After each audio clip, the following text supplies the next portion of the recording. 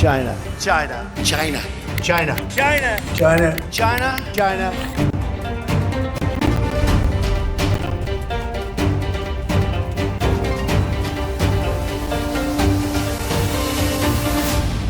Tensions between the U.S. and China are intensifying yet again ahead of President Trump's expected meeting with Chinese President Xi Jinping later this month. The latest escalation follows Beijing saying it will tighten its control of the country's rare earth mineral exports.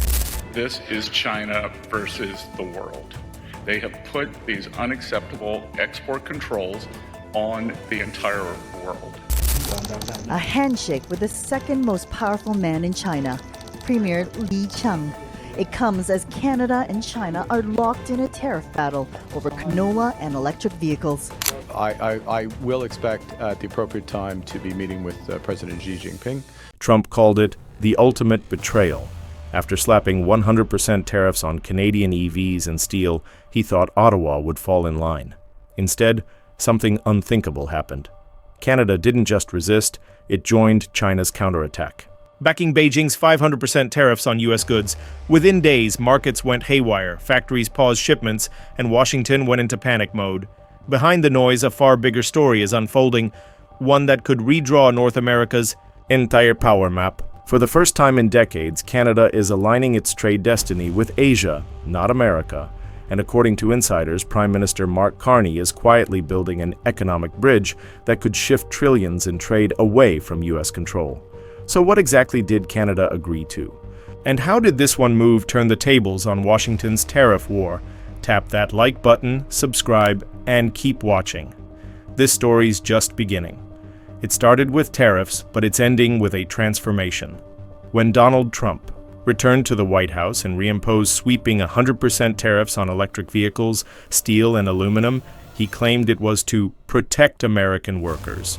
But for Canada, those words hit like an earthquake. Overnight, billions in exports faced new barriers. StatsCan data shows Canada shipped over $35 billion in vehicles and metals to the U.S. last year. That lifeline, suddenly under attack, forced Ottawa to confront an uncomfortable truth. Its entire industrial model still depended on U.S. access. That's when the story took a turn no one saw coming. According to Bloomberg and the South China Morning Post, Chinese officials quietly reached out through diplomatic back channels, offering a countermeasure: join Beijing's 500% retaliatory tariffs targeting American goods. On paper, it was economic warfare. In practice, it was leverage and prime. Minister Mark Carney knew it. Behind closed doors, Canada's trade team began secret talks with Beijing's Ministry of Commerce.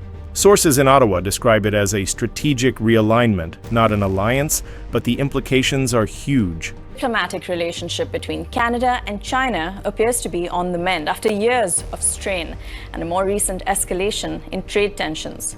But Foreign Affairs Minister Anita Anand was in Beijing this past week, where she held bilateral trade talks with her Chinese counterpart Wang Yi, with both Ottawa and Beijing agreeing to reopen communication lines, potentially paving the way for a summit between Mark Carney and Xi Jinping.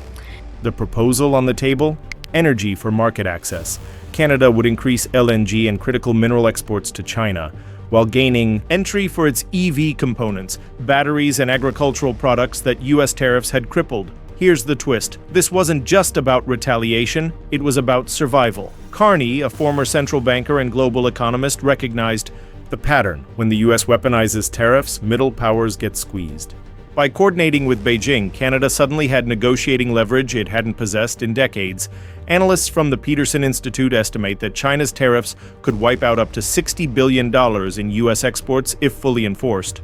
Ottawa's cooperation gives that policy legitimacy, and Washington can't ignore it. Meanwhile, the fallout spread fast. U.S. automakers, especially those relying on Canadian parts, began warning of massive disruptions. Stellantis, which employs over 8,000 Canadians in Windsor, froze expansion plans, citing trade instability. At the same time, Beijing publicly praised Canada's independent stance, a rare diplomatic compliment that hinted at deeper alignment to come. Where the story takes a sharp turn is in how the markets responded. Toronto's TSX Energy Index jumped nearly 5% in 2 days as investors anticipated new Asian demand for Canadian gas and hydrogen exports. Meanwhile, the U.S. Midwest Manufacturing Index slipped amid fears of a retaliatory supply shock. For the first time in years, Canada's economic pivot created more confidence abroad than at home, and that's exactly what worries Washington. Former U.S. Commerce Secretary Wilbur Ross called it a dangerous precedent, warning that if allies start copying Canada's strategy, the entire U.S.-led trade order could unravel. But Carney's defenders argue the opposite, that this is what a mature, independent economy must do: diversify and defend itself. According to Canada's Department of Finance, nearly 74% of its exports still go to the U.S., making the country vulnerable to political volatility south of the border. This tariff shock, they say, is the wake-up call Ottawa needed. Inside Parliament, debate turned fiery. Opposition MPs accused Carney of selling out to Beijing, while his supporters framed it as a sovereignty moment. The Prime Minister responded bluntly, "When our industries are under siege, we defend them, wherever our allies stand." The message landed. What makes this episode even more striking is how global perception flipped overnight. European diplomats, usually cautious with Ottawa, now describe Canada as strategically unpredictable, but in a respectful way. In Berlin and Paris, policy circles have begun studying Canada's maneuver as a model for non-aligned economic resilience. That's the quiet revolution here. Canada isn't choosing sides, it's choosing leverage. And while Trump's administration scrambles to recalibrate, insiders at the U.S. Trade Representative's office warn of supply chain fragmentation if this standoff continues. For U.S. factories relying on Canadian raw materials, every extra tariff point means higher costs, slower production, and competitive losses to Asia. But this story is far from over. Because what began as a trade retaliation is quickly morphing into something far deeper, an economic realignment that could determine who dominates North American industry for the next decade. And in that next chapter, Canada's secret deal with Beijing isn't just a headline, it's the trigger. The alliance wasn't formal, but its impact was immediate. By mid-year, shipments between Canada and China surged. According to the Canadian Chamber of Commerce, energy exports to China rose 32% year over year, while US-bound shipments dropped sharply. Beijing, in turn, slashed tariffs on Canadian EV batteries and nickel, both crucial for China's fast-growing electric vehicle market.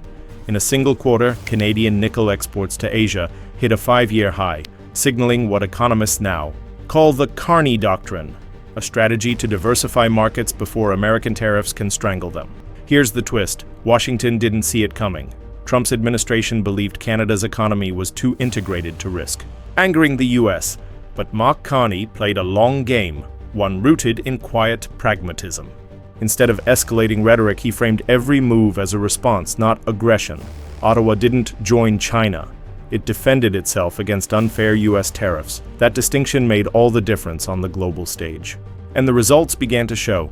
Chinese investments started flowing into Atlantic ports like Halifax and St. John, where logistics firms expanded terminals to handle increased cargo from Asia. Trump's tariffs, meant to isolate China, have instead pushed America's closest ally closer to Beijing.